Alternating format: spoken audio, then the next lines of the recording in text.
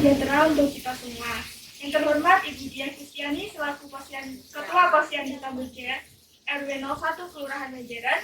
Yang terhormat Saudari Noverina Jayanti selaku narasumber dan ibu-ibu kader Posyandu Kamboja dan peserta pelatihan pada pagi hari ini yang berbahagia. Alhamdulillah, puji syukur kita panjatkan karena berkat rahmatnya kita masih bisa berkumpul untuk bersama-sama untuk menimba ilmu dari narasumber yang luar biasa, meski harus dilaksanakan dengan segala keterbatasan. Semoga kita tetap sehat selalu. Pelatihan kali ini akan membahas mengenai pembuatan alat permainan edukatif atau APE pada kader Posyandu Kamboja RW 01 Kelurahan Banjaran. Sebelum memulai acara pada pagi hari ini, izinkan saya untuk membacakan susunan acara. Yang pertama adalah pembukaan, lalu dilanjutkan dengan sambutan.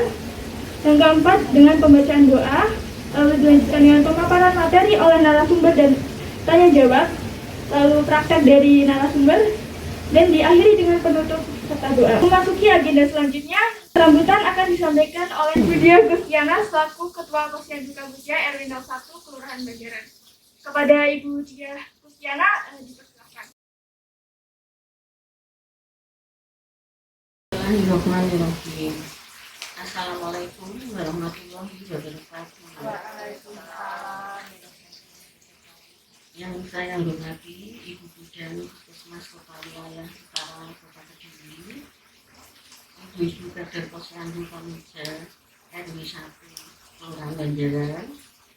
Pertama-tama marilah kita panjatkan puji syukur kehadiran Allah Subhanahu wa Ta'ala yang telah melimpahkan berkah rahmat dan hidayahnya kepada kita semua, sehingga pada hari ini kita dapat bersama-sama melaksanakan kegiatan pelatihan membuat alat permainan edukatif atau APE pada kader Posyandu Kamboja RW 01 Kelurahan Banjaran.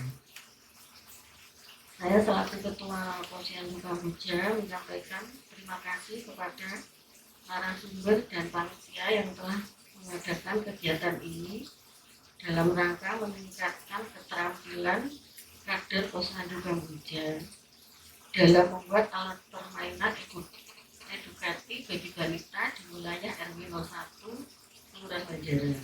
Selanjutnya, sebelum memulai acara pada pagi hari ini, sebaiknya kita berdoa menurut keyakinan masing-masing. Berdoa dipersilakan.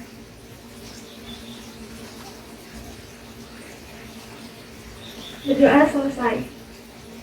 Selanjutnya memasuki acara inti, yaitu pemaparan materi dan praktek membuat APE oleh narasumber yang dipandu secara langsung oleh Hana Atikasari selaku moderator. Kepada Saudari Hana dipersilakan.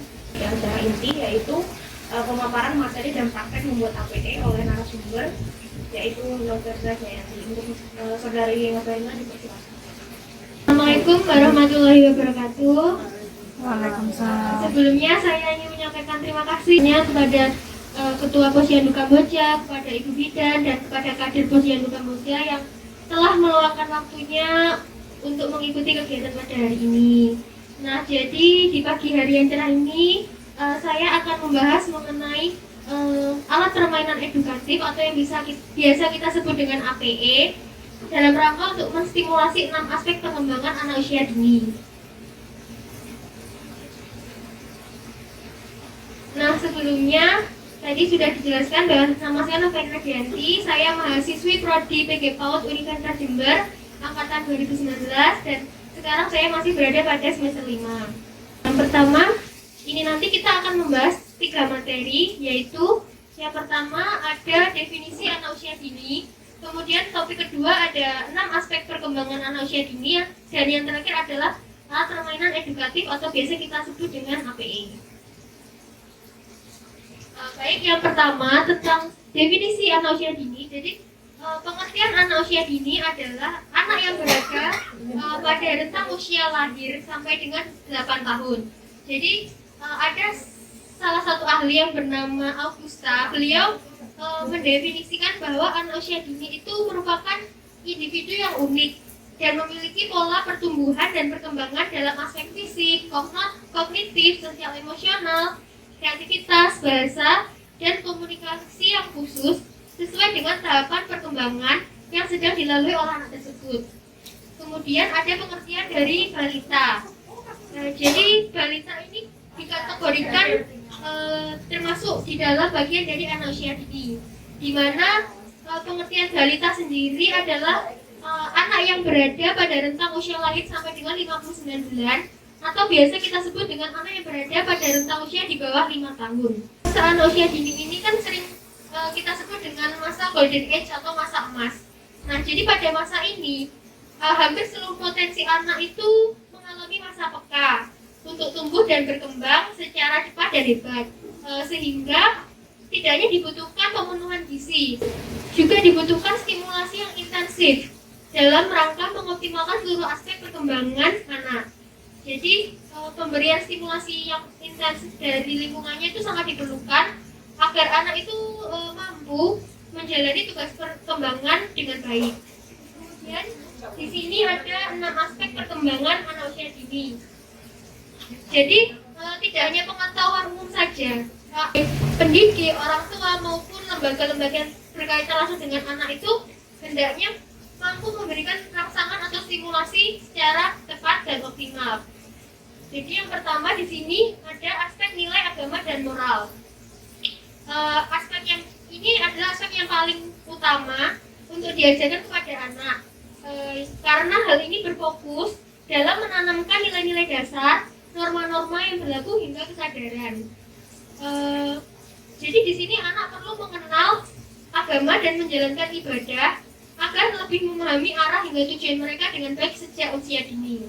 Jadi tidak hanya belajar agama dan moral itu memberikan manfaat serta menanamkan sikap-sikap baik pada anak, seperti contohnya itu menolong sesama, kemudian bersikap jujur, sopan, menghormati, dan toleransi dengan penganut agama yang berbeda. Jadi harapannya ketika kita menstimulasi aspek nilai dan agama moral ini secara tepat, anak ini dapat tumbuh dengan persepsi yang tepat dan benar, sehingga orang tua itu memiliki peran penting dalam menstimulasi aspek ini sejak usia dini.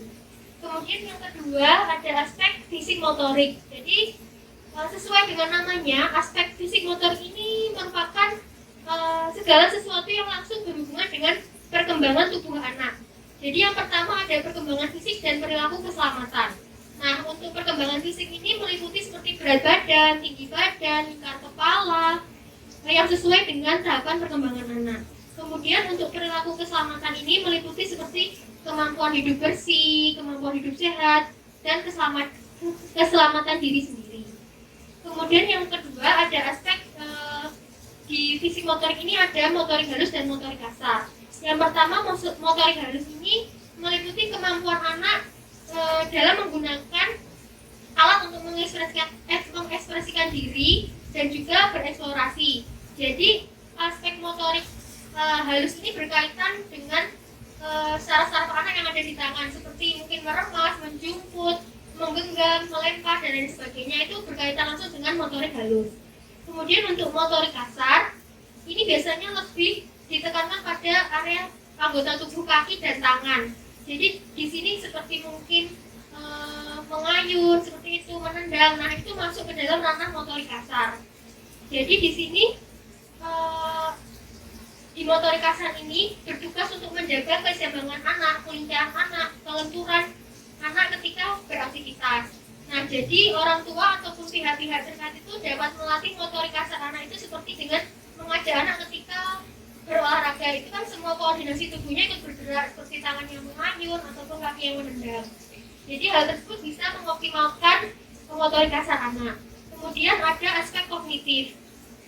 Aspek perkembangan kognitif ini berhubungan erat dengan akal dan pikiran, sehingga pada area ini memiliki jangkauan yang sangat luas. Jadi banyak pelajaran penting yang bisa didapatkan anak melalui aspek kognitif itu, diantaranya seperti anak itu mampu berpikir logis dengan mengenal perbedaan, klasifikasi, perencanaan, pola, sebab akibat, dan lain sebagainya. Kemudian dalam aspek kognitif ini, anak juga dapat menyebutkan, mengenal, dan juga menggunakan lambang-lambang seperti misalnya abjad ataupun angka. Tidak hanya itu saja, aspek kognitif ini juga aspek kognitif ini juga akan membantu anak untuk menggambarkan ulang banyak hal yang pernah mereka lihat. Misalnya pengetahuan yang mungkin diperoleh anak itu berasal dari aspek kognitif. Jadi di aspek kognitif ini, pembelajaran yang paling pentingnya adalah anak dapat memecahkan masalah dalam kehidupan sehari-harinya dengan fleksibel, praktis, dan juga diterima secara sosial. Jadi di sini anak dapat menerapkan pengetahuan dan pengalaman baru yang mereka dapatkan baik di sekolah maupun di rumah. Jadi misalnya seperti ini, dari aspek kognitif ini anak kan dituntut untuk bisa berpikir logis dan berpikir kritis. Misalnya ketika dia melihat ada daun yang berserakan di bawah itu, mungkin dia akan muncul pertanyaan, kok kenapa daun ini bisa jatuh. Nah di situ anak kan biasanya bertanya pada orang tua, mah kenapa kok daunnya bisa jatuh, atau mah kenapa kok awan itu bergerak. Nah itu dipengaruhi oleh aspek kognitif. Kemudian ada aspek bahasa. Jadi di aspek bahasa ini menjadi aspek perkembangan yang bisa orang tua dan pihak terkait amati dan latih. Jadi di sini anak dapat mengerti berbagai hal yang dimaksud oleh orang tua seperti cerita-cerita, aturan-aturan, perintah, dan juga dalam menghargai bacaan. Jadi dari aspek bahasa ini, stimulasinya itu meliputi bagaimana cara anak berbahasa dengan baik, seperti saat anak tanya jawab, kemudian bagaimana cara anak memahami bentuk dan juga bunyi dari masing-masing huruf maupun angka. Kemudian ada aspek sosial emosional. Jadi aspek sosial emosional ini berperan penting dan terkait erat dengan pengenalan diri anak kepada orang sekitar. Jadi berbagai hal yang masuk dalam aspek ini itu seperti anak akan lebih senang jika bermain dengan teman sebayanya, kemudian memahami perasaan, merespon pembicaraan, kemudian berbagi mainan dengan teman lain, kemudian mendengarkan ucapan orang lain, dan lain sebagainya. Jadi aspek ini mengajarkan anak untuk bisa bertanggung jawab, memahami hak-hak dan kewajibannya, memahami aturan yang diberikan kepada mereka, dan lain sebagainya. Jadi di aspek sosial emosional ini lebih menekankan kepada, kalau bisa kita sebut itu EQ. Kalau di kognitif itu kan berkaitan dengan IQ. Kalau di sosial emosional ini berkaitan dengan EQ, seperti bagaimana ketika anak berinteraksi dengan lingkungan sekitar, seperti memunculkan rasa empati, simpati, dan lain sebagainya. Kemudian ada aspek seni yang terakhir. Jadi setiap anak itu tentunya terlahir dengan bakat atau minat yang berbeda-beda. Jadi anak itu memiliki sifat imajinatif dan memiliki senyum mereka sendiri-sendiri. Jadi di sini di aspek seni ini anak akan tertarik untuk mengekspresikan diri dan juga mulai mengeksplorasikan dirinya dalam berbagai banyak hal dan sisi kesenian. Seperti contohnya itu dari segi musik, dari menggambar, melukis, kerajinan, dan lain sebagainya. Di sini saya akan membahas mengenai hakikat dari bermain. Jadi yang pertama, dapat kita ketahui bahwa proses belajarnya anak itu kan melalui kegiatan bermain. Jadi bermain ini merupakan aktivitas yang sangat penting dan bermanfaat bagi perkembangan anak usia dini. Karena melalui bermain, itu anak tumbuh dan mengembangkan seluruh aspek-aspek perkembangan dirinya. Jadi ada beberapa arti dari bermain bagi anak usia dini. Yang pertama yaitu anak memperoleh kesempatan mengembangkan potensi-potensi yang ada pada dirinya. Kemudian yang kedua, anak akan menemukan dirinya, yaitu kekuatan dan kelemahannya, kemampuannya, serta minat dan kebutuhannya.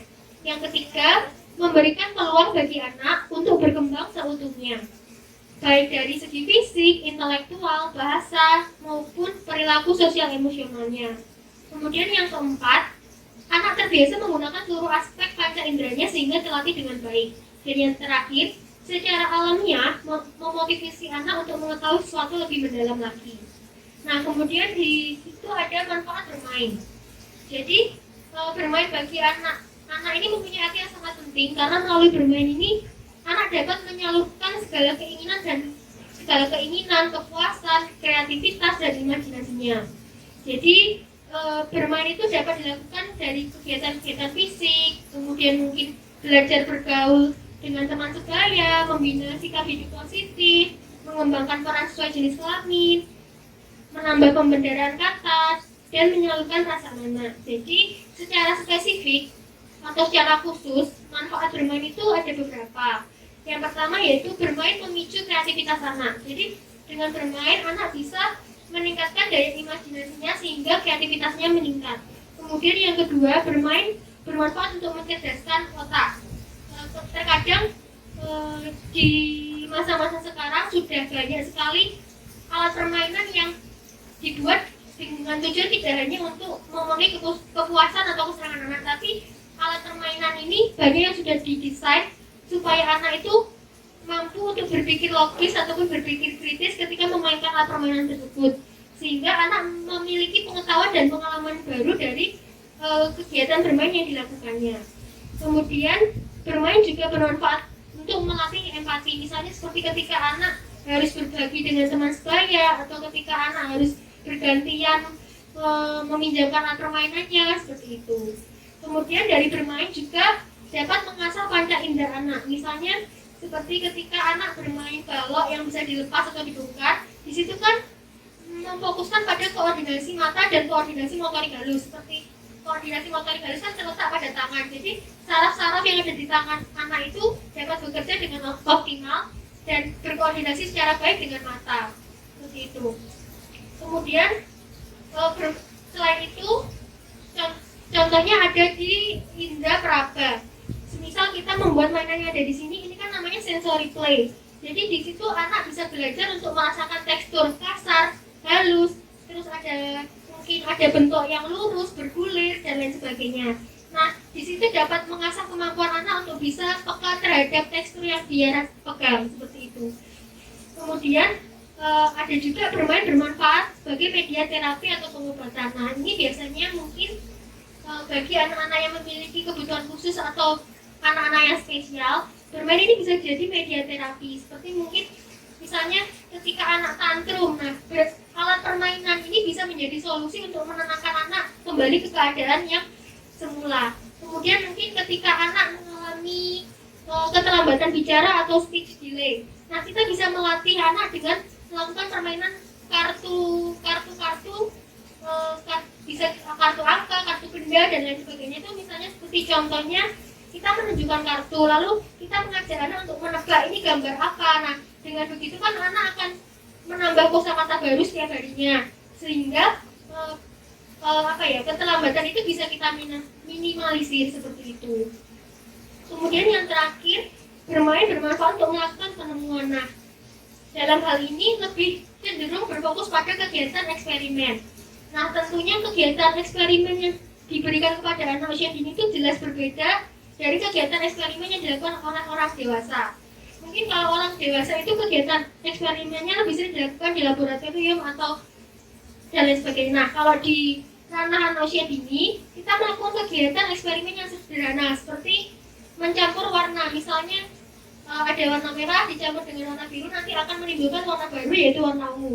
Nah, di situ anak bisa mendapatkan pengetahuan baru dari eksperimen yang dilakukan, seperti itu. Kemudian ada tahapan bermain. Jadi agar kita dapat memberi bimbingan kepada anak usia dini dengan sebaik-baiknya, baik dari segi orang tua, pendidik, maupun pihak terkait lainnya termasuk posyandu. Nah, ini diharapkan mengetahui bahwa pada umumnya anak itu akan melalui tingkatan atau tahapan-tahapan bermain sebagai berikut. Ini saya ada salah satu ahli bernama Harlock. Beliau itu menjelaskan bahwa ada beberapa tahapan bermain. Yang pertama ada tahap eksplorasi. Jadi di sini dari usia lahir hingga berusia 3 bulan itu permainan anak di usia tersebut itu biasanya seperti melihat benda-benda, kemudian melakukan usaha untuk menggapai benda-benda yang diacungkan di hadapannya, kemudian mereka dapat mengendalikan tangan sehingga memungkinkan bagi mereka untuk mengambil, memegang, dan mempelajari benda-benda kecil lainnya. Jadi setelah mereka dapat merangkak atau berjalan, mereka akan mulai memperhatikan apa saja yang berada dalam jarak jangkauannya, seperti itu. Kemudian yang kedua ada tahap permainan. Jadi bermain menggunakan barang atau menggunakan alat permainan edukatif itu dimulai pada tahun pertama dan mencapai puncak pada usia 5-6 tahun. Jadi pada awalnya itu anak akan mengeksplorasi mainannya seperti mengamati, mungkin melihat, itu masuk ke dalam tahap eksplorasi.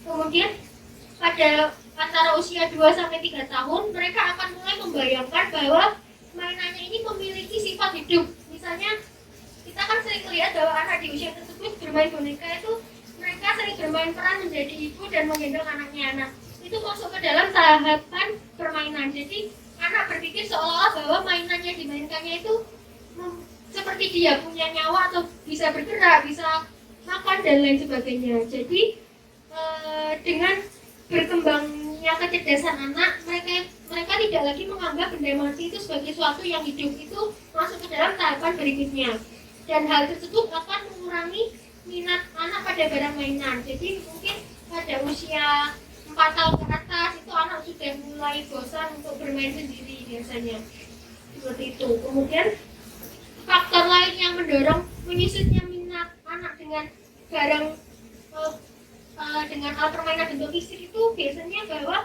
barang mainan itu bersifat menyendiri, sedangkan anak menginginkan teman. Jadi kadang kita lihat bahwa di usia 2-3 tahun itu kan anak masih senang-senangnya bermain sendiri atau asik dengan mainannya sendiri. Nah, di usia 3-4 tahun dia akan mulai merasa bahwa bermain sendiri itu nggak asik atau membosankan. Jadi dia butuh bermain dengan teman.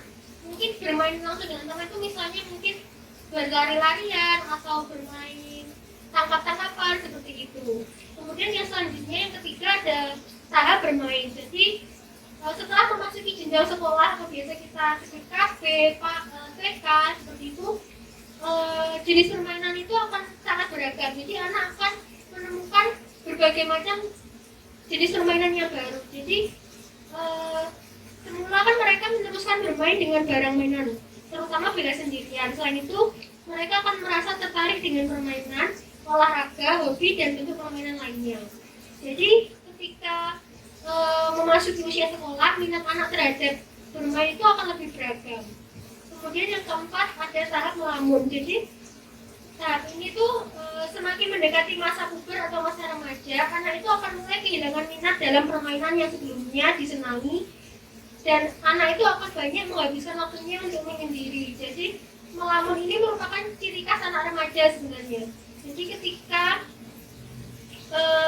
saat anak itu beranggapan bahwa saat anak menganggap bahwa dirinya itu tidak diperlukan dengan baik dan tidak dimengerti oleh siapapun, maka anak itu akan cenderung untuk menyendiri seperti itu.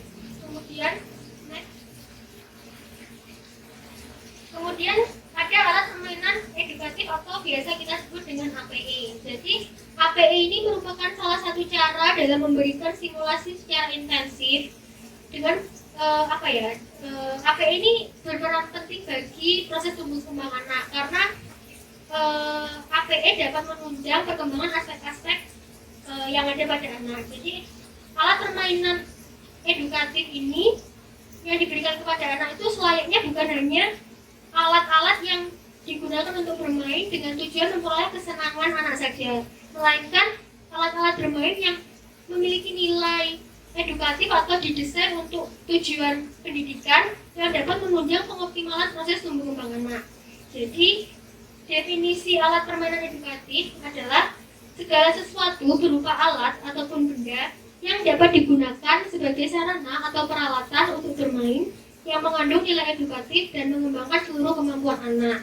Nah, dikarenakan proses belajarnya anak ini melalui kegiatan bermain, maka segala pihak yang memiliki keterkaitan langsung dengan anak usia dini seperti misalnya orang tua, guru di sekolah, bahkan dari kegiatan posyandu ini hendaknya mampu memilih dan memberikan alat permainan itu yang memiliki unsur atau memiliki nilai edukatif yang dapat menstimulasi aspek perkembangan anak sesuai dengan tahapan perkembangan anak secara cermat dan tepat.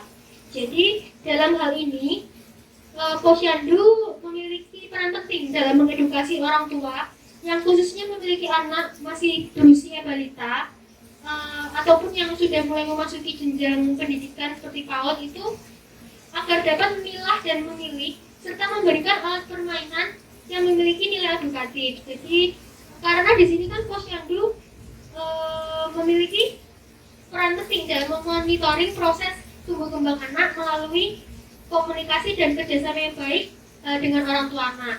Jadi alat permainan yang disediakan dalam kegiatan posyandu sebagai alat bermain anak mungkin ketika menimbang ataupun hal yang lainnya itu hendaknya memang benar-benar memiliki nilai edukatif. Jadi bukan hanya anak itu memperoleh kesenangan semata, tapi anak memperoleh pengetahuan dan pengalaman baru dari permainan tersebut. Jadi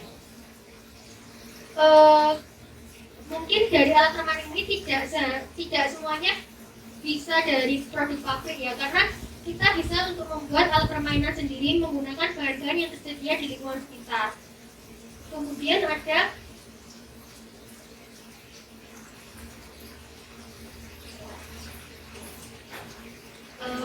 saya lanjutkan. Kemudian di sini ada mainan sesuai fase perkembangan anak. Yang pertama ada usia lahir hingga 6 bulan.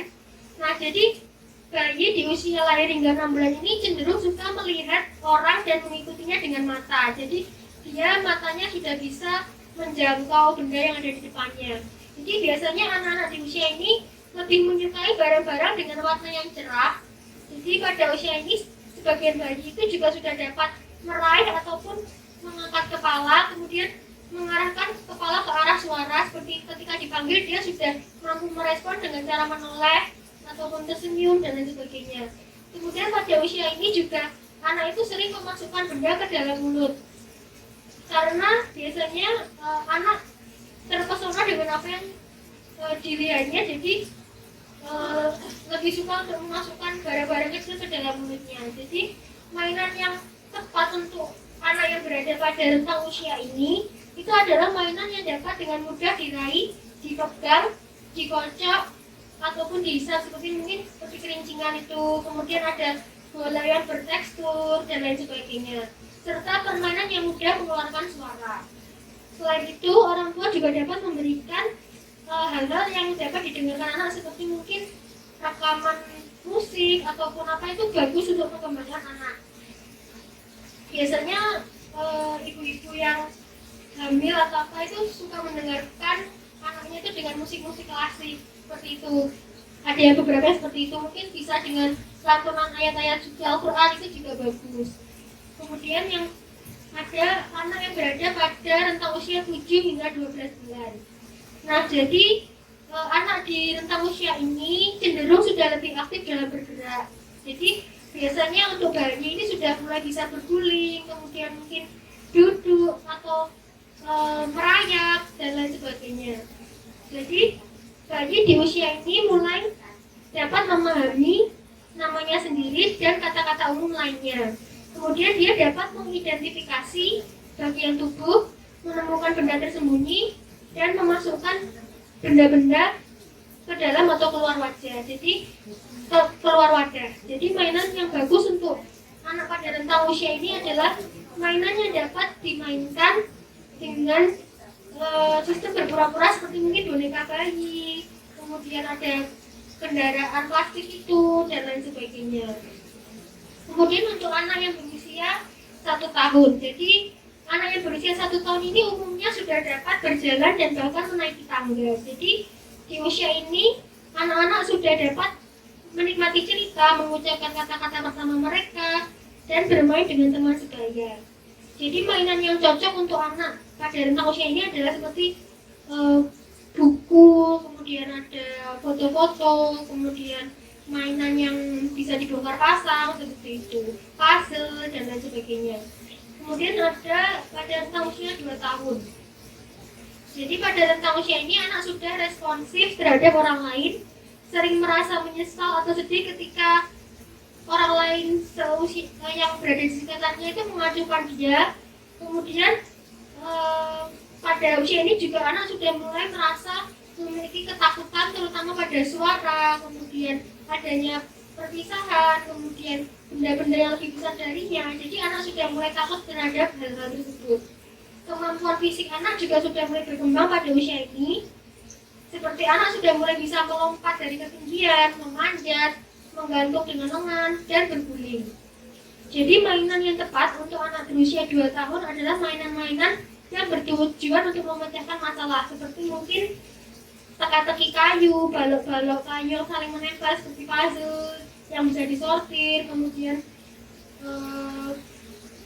benda-benda yang dapat merasakan aktivitas anak seperti kegiatan menggambar, kegiatan melukis, dan lain sebagainya.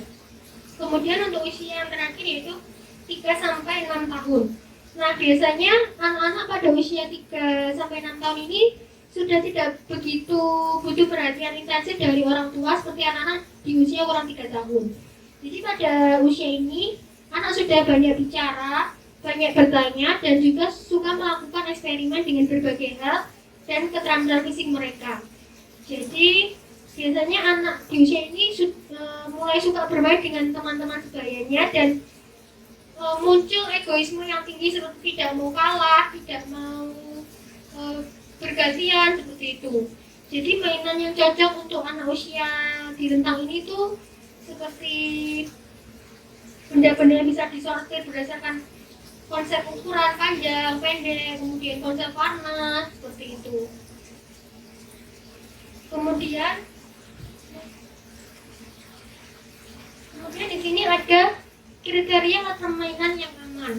Yang pertama, tidak memunculkan bentuk yang tajam dan bahan yang berbahaya bagi anak. Itu misalnya ketika kita membuat alat permainan itu hendaknya kita tidak memasukkan unsur-unsur bentuk yang runcing atau lancip seperti itu, karena hal tersebut bisa berbahaya bagi anak. Mungkin misalnya karena anak masih belum memahami mana hal yang baik, mana hal yang buruk, jadi bisa melukai dirinya sendiri ataupun melukai orang lain. Kemudian yang kedua, menghindari benda yang berpotensi masuk ke mulut anak.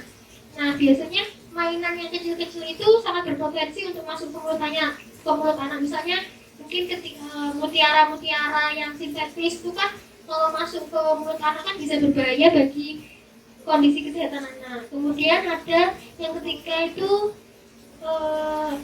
mainan APE itu hendaknya menggunakan cat non-toksit atau bebas racun, karena kebanyakan cat itu kan mengandung bahan-bahan kimia yang berbahaya bagi kesehatan, apalagi kalau bagi anak-anak usia dini yang kondisi tubuhnya itu masih rentan terserang penyakit.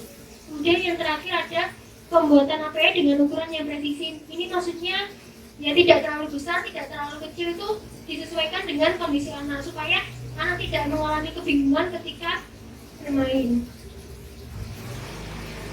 Nah, kemudian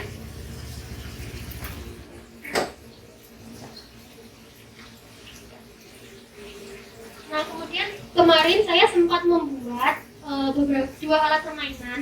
Yang pertama ini merupakan sensory play ya ibu-ibu. Jadi sensory play ini biasanya bagus untuk bagi anak-anak yang berada pada usia lahir sampai dengan nanti usia 1 tahun ya, dimana di usia tersebut kan anak masih belum mampu melakukan permainan yang konsepnya sulit dipecahkan. Jadi di sini untuk sensory play sendiri, sensory play ini adalah permainan yang dapat memberikan stimulasi pada kelima indera anak, bisa hanya 1 indera saja ataupun bisa lebih. Jadi manfaat dari sensory play ini yang pertama itu membantu perkembangan kognitif anak. Jadi ada salah satu ahli yang bernama James Yasel, beliau merupakan seorang ahli psikologi perkembangan anak yang menyebutkan bahwa anak itu membutuhkan stimulasi dan pengalaman untuk mendukung perkembangan kognitifnya. Jadi melalui sensory play ini, anak akan mendapatkan berbagai informasi baru yang kemudian akan ia simpan di dalam otaknya untuk dipakai lagi di kemudian hari. Jadi ketika anak bermain sensory play, stimulasi yang ia dapat akan membentuk jaringan yang menghubungkan sel-sel otak anak. Kemudian yang kedua, membantu anak belajar untuk fokus. Jadi saat anak bermain sensory play ini, otak anak itu akan membangun koneksi dari informasi sensori yang didapat dan belajar untuk memilih informasi mana yang berguna dan mana yang tidak. Jadi sebagai contohnya itu melalui sensory play, anak akan belajar untuk memilah suara, kemudian mungkin memilah tekstur dan lain sebagainya, dan tetap fokus dengan aktivitas bermain yang sedang ia lakukan. Kemudian yang ketiga, dari sensory play ini membantu perkembangan motorik halus dan motorik kasar. Jadi sensory play ini kan seringkali melibatkan kemampuan koordinasi otot kecil ataupun motorik halus, atau yang biasa kita sebut dengan motorik halus anak. Misalnya ketika anak melakukan kegiatan menjemput, meremas, dan lain sebagainya. Jadi kemampuan motorik halus ini nantinya akan dibutuhkan anak untuk melakukan berbagai aktivitas seperti menulis, menggunting, memasang kancing baju, memegang sendok dan garpu saat makan dan lain-lain. Jadi saat bermain anak juga menggerakkan tubuhnya sehingga motorik kasarnya pun akan turut bekerja. Itu seperti kegiatan menendang itu kan nanti dibutuhkan anak ketika dalam kegiatan berolahraga seperti bermain sepak bola dan lain sebagainya. Kemudian yang keempat ada aktif dari sensory play ini dapat membuat anak tenang. Jadi saat anak bermain sensory play, ia akan terbantu menyalurkan rasa bosan atau resahnya dan membuatnya lebih tenang. Misalnya ketika anak bermain pasir atau bermain gelembung sabun maupun bermain air, itu kan akan mengalihkan perhatian anak dengan hal yang membuatnya mungkin ketika anak tantrum itu bisa jadi salah satu solusi. Jadi tidak selalu kita harus menggunakan handphone ya. Misalnya ketika anak tantrum kita beri YouTube, terus itu kan sebenarnya itu hal yang tidak bagus. Jadi alangkah baiknya kita mengalihkan menggunakan alat-alat permainan edukatif seperti itu. Kemudian yang terakhir adalah mendorong kemampuan berpikir secara ilmiah dan memecahkan masalah. Jadi melalui sensory play ini anak akan mengeksplorasi dan bereksperimen secara sederhana sehingga saat anak bermain ia akan belajar berpikir secara ilmiah, melihat sebab akibat dan memecahkan masalah. Misalnya bagaimana supaya pasir yang ia cetak itu bisa tidak hancur saat dikeluarkan dari cetakan, itu anak akan berpikir bagaimana caranya supaya ini tidak hancur seperti itu. Kemudian bagaimana caranya ketika ia memindahkan air dari satu wadah ke tempat yang lain, itu juga anak mengoptimalkan aspek kognitifnya seperti itu.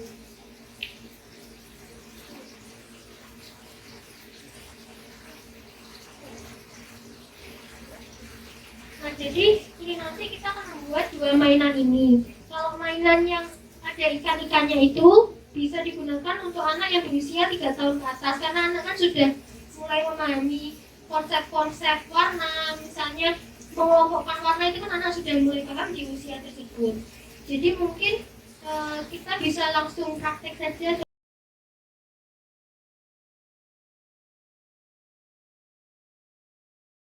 Jadi yang pertama kan kita mau buatnya sensory play. Ini sebenarnya sensory play ini bisa memanfaatkan bahan-bahan yang ada di rumah. Misalnya dari ini kita mungkin ini biasa disebut dengan perekat kain ya biasanya.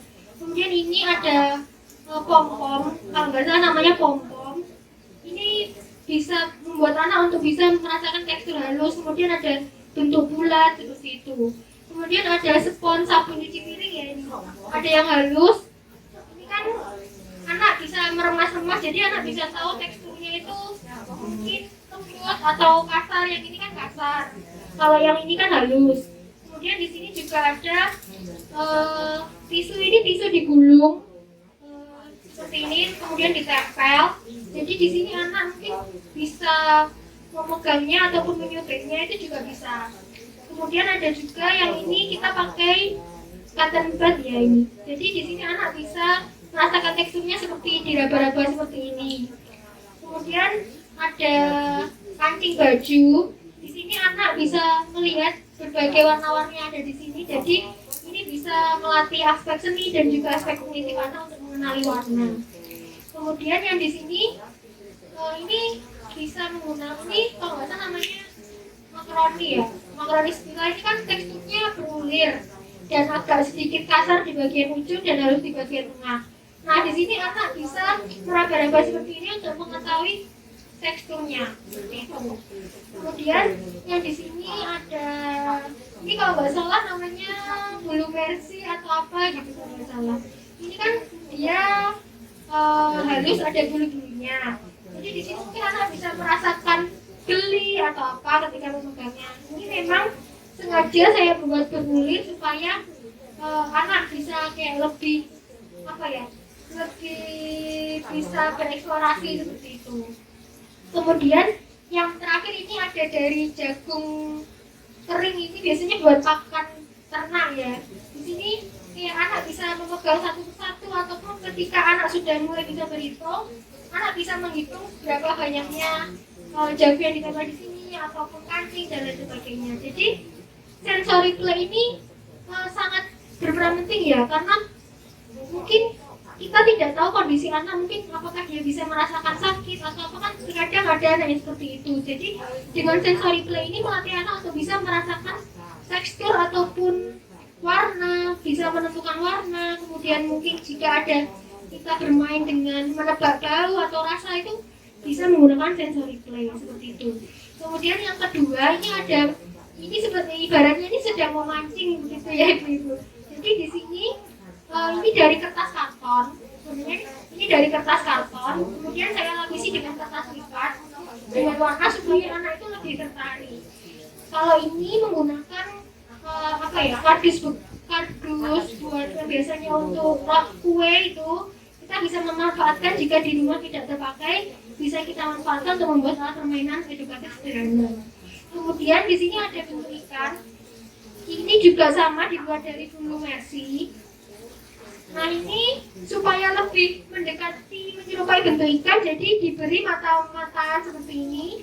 Jadi anak ini bisa berimajinasi bahwa oh ini aku sedang memancing ikan. Jadi kita tidak harus membawa anak menuju ke kolam pancing, kan mungkin cukup berbahaya ya bagi anak usia dini yang suka berlari dan belum mengetahui mana hal yang berbahaya ataupun tidak. Jadi kegiatan seperti ini bisa melatih anak untuk mengelompokkan konsep warna. Misalnya di sini kan ada warna hijau. Nah, jadi nanti anak diberi perintah bahwa dia harus memancing ikan yang berwarna hijau dan memasukkan ke wadah yang berwarna hijau. Nah, ketika anak mungkin memasukkan ikan yang berwarna hijau ini ke dalam wadah yang berwarna biru, nah ini berarti kita harus aware kenapa anak bisa seperti ini, apa faktor penyebabnya. Mungkin apakah anak belum mengenal konsep warna, ataukah anak belum memahami konsep peraturan yang diberikan, seperti itu. Nah itu kita harus mengevaluasi dari segi mana anak kok belum bisa melakukan hal tersebut, padahal itu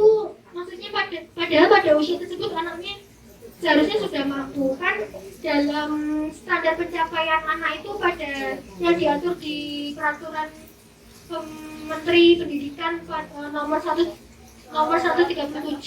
pada tahun 2014 kalau nggak salah, itu kan sudah ada capaian-capaian tahapan perkembangan anak yang seharusnya itu sudah bisa dilewati anak-anak. Ketika anak tidak bisa, berarti baik kita sebagai orang tua ataupun sebagai pendidik atau guru ataupun di lingkungan posyandu itu sudah harus bisa mengenali ketika anak tidak bisa mencapai tahapan perkembangan yang sesuai usianya, itu kita harus mampu untuk mengevaluasi dari segi mana yang harus kita perbaiki dengan stimulasi yang lebih optimal seperti itu.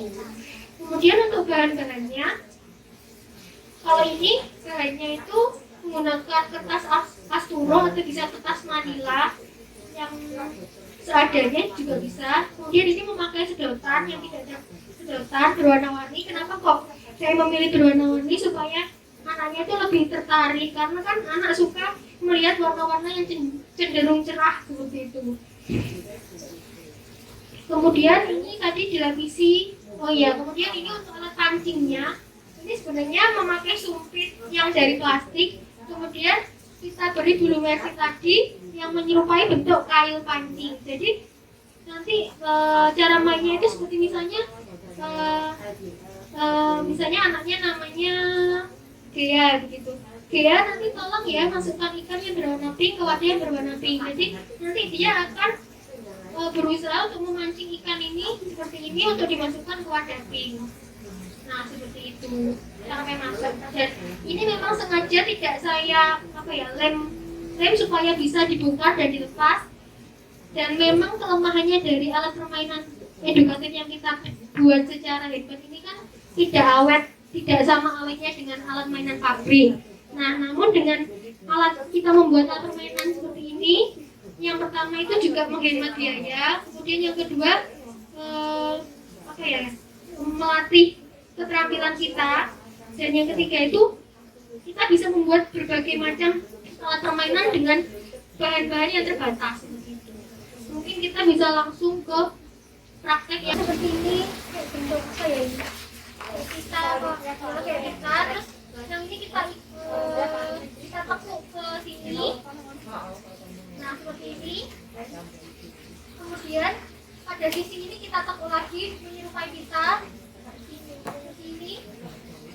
Dan kita tekuk ke arah kanan. Kita seperti apa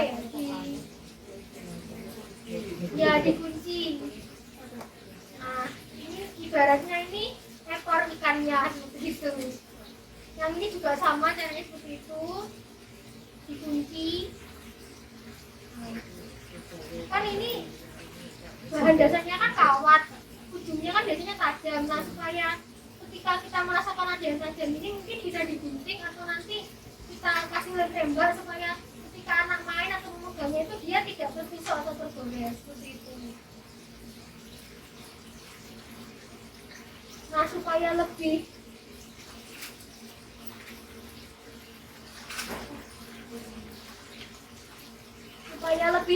nyata dan mendekati bentuk ikan itu bisa kita tambahin mata-mata ya namanya Bang Salah. Nah, yang kayak ini beli di toko jahit biasanya ada. Ini nanti bisa ditambah dengan lem tembak, jadi bisa menyerupai bentuk ikan. Mungkin juga dia mau mencoba bukan ini ada. Ya.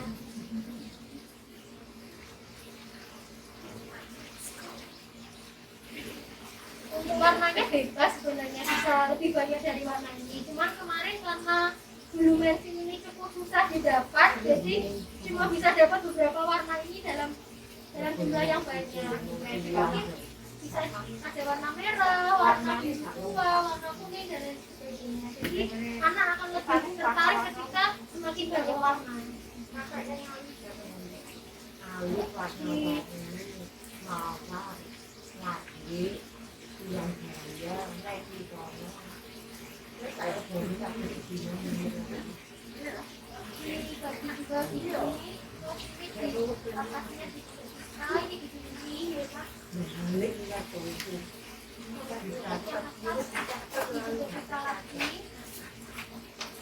Dikunci ke samping.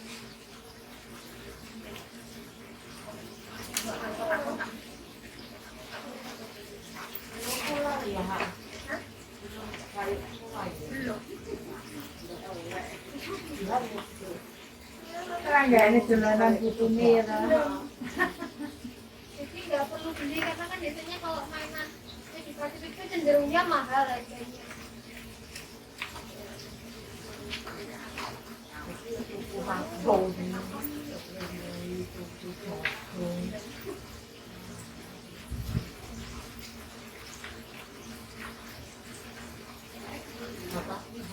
Iya, kayaknya ukurannya apa bulunya sama semua.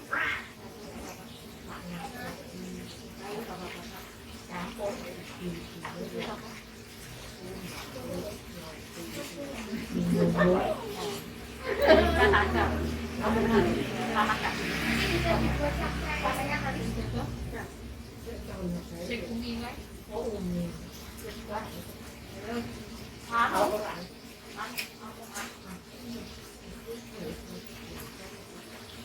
Cuci piring ya ini. Kalau cuci piring itu bisa kita bagi juga supaya muat di sininya.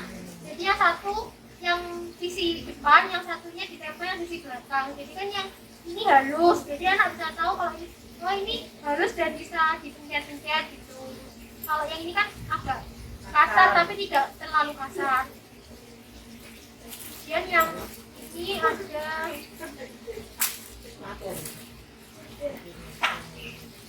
ada makaroni yang kering yang biasanya dimasak jadi pasta. Kalau yang ini jagung, kita carinya jagung tapi yang gulanya agak besar supaya nempelnya itu gampang, karena kan ada yang ukurannya kecil itu susah untuk ditempelnya. Dan anak nanti kalau agak bisa kan anak bisa tahu teksturnya itu bentuknya mungkin agak lonjong atau bagaimana. Dan ini untuk cotton budnya nanti dibentuk seperti ini. Jadi di sini anak bisa tahu yang di sini mungkin agak licin karena ini kan dari plastik, terus yang di sini agak sedikit kasar karena ini dari kapas. Begitu. Kemudian ini ada perekat kain. Kalau perekat kain ini langsung kita tempel bagian yang halus dan bagian yang kasar. Nah, jadi nanti ketika bermain ini orang tuanya juga ya jangan diem aja, karena orang tua itu harus mancing anak, misalnya kayak ini rasanya gimana, kasar atau halus. Nah kalau anak mungkin ketika anak memegang ini dia bilang halus, wah ini berarti kita harus bertanya tanya kok anaknya bilang halus, ini apa ada yang salah, mungkin dari anak belum tahu konsep kasar dan halus, atau mungkin ketika kita tanya ini warna apa kok anak jawabnya putih. Nah itu kita juga harus mulai bertanya tanya kok dia belum tahu. Nah ini apakah dia memang belum mengenal konsep warna atau bagaimana. Nah di situ tugas orang tua itu memang sebenarnya tuh banyak omong tapi yang mendidik gitu, karena kalau orang tuanya diem ya gimana anaknya bisa dapat pengetahuan dan pengalaman baru. Jadi jangan melimpahkan semua ke guru kos, karena percuma kalau hanya di sekolah saja ada dapat stimulasi tapi di rumah anak tidak mendapatkan apa-apa, itu kan juga kurang bagus gitu. Jadi harapannya itu supaya biar anaknya kedepannya itu bisa kreatif, terus kemudian bisa memecahkan masalah dari permasalahan yang dihadapinya sehari-hari. Kemudian kalau yang ini dari pisau biasa kita bagi dua, kita lipat menjadi dua, kemudian dilipat lagi sampai bentuknya kecil ini, kemudian digulung, lalu ditempel dengan lem tembak supaya lebih. Katanya kalau pakai lem biasa dia nggak mau nempel. Ini sudah dicoba ibu-ibunya, ada bahan-bahannya untuk bentuknya atau apa bebas, sesuai kreasi. Minta kalau gitu tidak bisa ya? Sepertinya kurang apa ya? Kurang jelas. Kalau kasal, Ya kayak masih bisa apa? Di bahasa Jawanya tuh lepas gitu. Kalau ini kan susah dia, sudah. Atau mungkin kalau pakai lem gas bisa, tapi itu agak berbahaya karena kalau udah kena tangan kan. Nah kalau lem tembak ini kan ya termasuk aman.